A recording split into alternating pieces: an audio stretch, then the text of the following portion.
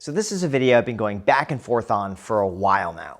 Every single time I get close to filming it, part of me thinks, maybe I'm making a mistake. Maybe I should just let things be. But at a certain point, you have to be honest with yourself. And the truth is, I'm going to be listing the rest of my Los Angeles properties for sale over the next few months, and I'm walking away. Now, what's crazy is that I never had the intention of selling them until recently. And when I bought them, I genuinely thought that I'd never have to let them go. In fact, when I used to work as a real estate agent, I would always ask my wealthy buyers what they would do differently knowing what they know now. And every single one of them says, I wish I didn't sell that property and this one, and had I just kept everything, I would have been so much better off. But yeah, here we are. I'm listing pretty much everything I have for sale over the next few months. And if you're curious why, and if it makes sense for maybe you to exit too, here's what you came for. First, let me start by saying something that might surprise a lot of you. My properties in Los Angeles do not make a lot of money. Yes, I know most people have this idea of these multi-million-dollar plots of land by the beach that just collect these massive checks every month.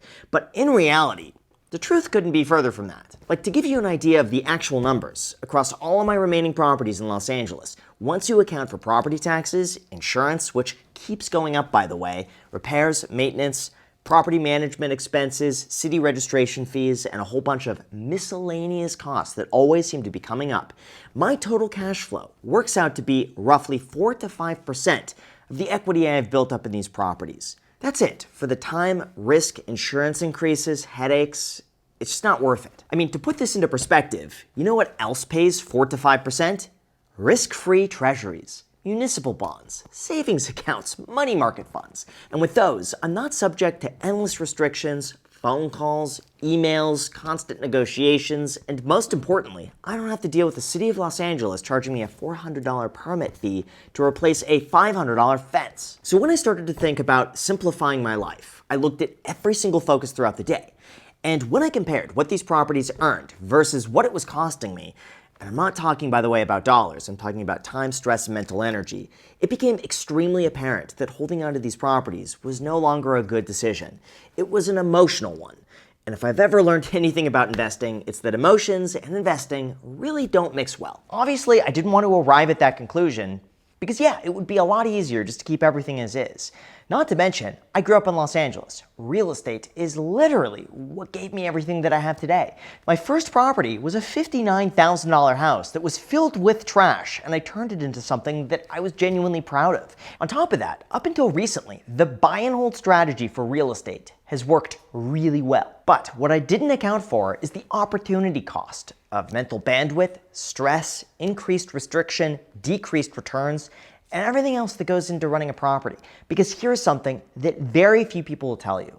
Real estate's not passive. Even with a property manager, every month, there's something that comes up. It's always just something minor, like a little repair, an inspection, a new city ordinance, things that just take up time. Oh, and here's a really fun one. This actually just happened the other day. I got a rather strongly worded email from a neighbor who says my tree is growing too much in their property. Again, it's nothing crazy, but it's just enough to make sure that the neighbor's happy, I keep the peace, and I review quotes to make sure they're a fair price. Actually, you know what I started calling this is background noise, because it's not loud enough to completely stop you from doing anything, but it's a constant hum and distraction that pulls you away from other tasks throughout the day that are often more important. Like making sure you hit the like button and subscribe if you haven't done that already. Yeah, how's that for a transition? Forgot to mention it earlier, and it really does help out the entire channel tremendously. As a thank you for doing that, by the way, here's a picture of a pineapple. Anyway, all of this brings me to the real reason I am selling a lot.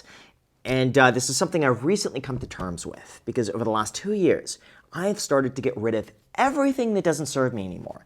I shut down my coffee company. I've scaled back on YouTube to only post when there's something to say. I sold what I thought was my forever home in Los Angeles. And every single time I have let something go, I immediately feel so much better. And I think the reason for that is clarity. Right now, the thing I value more than anything else is just having the ability to wake up in the morning, have one task to do, be able to give that task my 100% attention for the best possible outcome. And I'm not able to do that when I'm constantly bombarded by 24/7 texts and emails, properties scattered throughout Los Angeles with their own set of needs. And when the ROI just isn't there, it's time to recognize when to let them go. Like, I've started to realize realize that sometimes simplicity isn't just nice to have, it's the foundation for a happy life. For instance, when there is too much going on, my work suffers, I am less creative, my decision making goes downhill, and you wind up suffering because I'm not able to deliver as much as I could have. So in terms of why I'm about to list even more for sale, what I'm doing with the money, my plan going forward, and maybe how you could apply some of these to your life as well, here's what you came for. Although before we go into that, the biggest changes aren't necessarily what I'm investing in or what I'm selling, but rather being able to remove any unnecessary friction, whether that's in business, properties, or even things going on in the background that you don't even think about, like your personal data being bought and sold online. Data brokers are literally collecting your information without you even being aware of it. This is the reason you're suddenly inundated with spam phone calls, emails, phishing attempts. I mean, just look at this. It's insane. Thankfully, though, there is a way to do something about this, and it's all thanks to our sponsor, Incogni. For those unaware, they're able to reach out to data brokers on your behalf, request that your personal information be taken down, and then deal with any objections that those websites or data brokers might have. Then from there, since data brokers continue collecting your information even after they've removed it, Incogni makes sure your information stays off the market by conducting repeated removal requests. In addition to that, Incogni's unlimited plan now allows you to submit custom links for removal. So if you find your information plastered on some shady website or leaked online, you could copy and paste that exact link, send it to Incogni, and their team will work to get it taken down for you. Even better, you could submit as many of these links as you want. Look, the way I see it, the more your personal information gets bought and sold online, the bigger the target you are for scams, phishing attempts, targeted attacks, you name it. So by removing your information from these databases, you're finally able to regain back your privacy. All you got to do to get started is to click the link down below in the description or visit incogni.com/Graham and use the code Graham at checkout to get 60% off an annual plan. They're also available risk-free for 30 days, so anyone could try it out and give it a shot and then get a full refund if you're not 100% satisfied. Again, there's no reason not to try this out, so click the link down below, use the code Graham, enjoy. Thank you so much. Now let's get back to the video. All right, so in terms of why I'm about to list 2 more properties, what I'm doing with the money, and my plan going forward, here's the truth. And no, before anyone asks, I'm not panic selling. These are well-maintained properties. I've got great tenants who've been there for years, and they're priced to move into a market that frankly has been starting to soften. The reality is, inventory is up quite a lot in Los Angeles. Buyers have a lot more room to negotiate, and I think it's better just to sell now at what I would consider to be a fair price than wait to sell and try to squeeze out a little more in the future. By doing this, I could invest my equity into the markets immediately, make more than I could holding onto the real estate without any work, and all of a sudden, I've bought back my time by getting rid of unnecessary mental energy. However, I think the part that's hardest for me to admit here is that by selling off these properties, in a way I feel like I'm giving up my identity because for the longest time, real estate was my thing. It's where I built my career. It's what I started this channel with. I was the guy who bought the worst houses on the block and turned them into something nice. So walking away from that feels pretty weird, even though I'm telling myself I'm just doing something different. Not to mention, as I've started to realize, the things that get you here aren't necessarily going to be the same things that get you there. And holding on to something just because it was a part of your story doesn't mean it has to be a part of your future. If that makes sense. Honestly, I think a lot of people struggle with this, whether it's a career, a business, a relationship.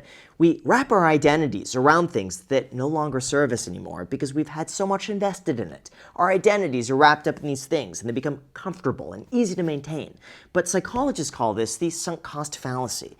And I'm a perfect example of this when it comes to real estate. But before we go into what I'm doing with this money once they sell, I just want to say something, because I don't want this video to come off as, oh, he's just complaining about buying real estate. Like, I get how it sounds.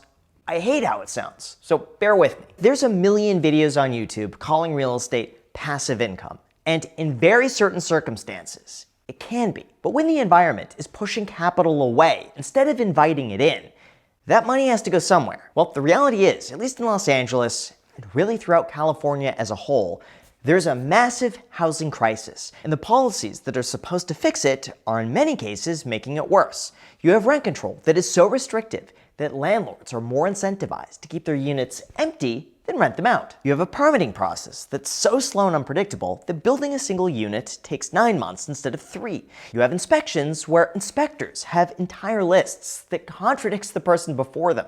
Let's be real, that's not helping tenants. That's discouraging people who would gladly add more inventory to the market if they had the ability to do so. I've said this before, but the only way to solve the housing problem and to help tenants out, at the same time as helping landlords and developers, is to simply allow them to add more housing. You don't get that by punishing the people who are willing to build it. You get it by incentivizing private development and creating a system where if someone wants to go and invest a lot of money into a city, the system is designed to encourage and help those people, not make it even harder. Now, California has certainly made some progress with recent ADU legislation, and there are people in local governments who absolutely understand what's going on and want to fix it. But the gap right now between policy and execution is just enormous, and until that's fixed, you're going to continue seeing people like me who would gladly add more inventory onto the market, gladly never have to raise rents on tenants, gladly be a part of the solution, leave, and the money's going to go elsewhere. It's just the reality. So where does that leave me? Well, besides my voice going out from filming for so long,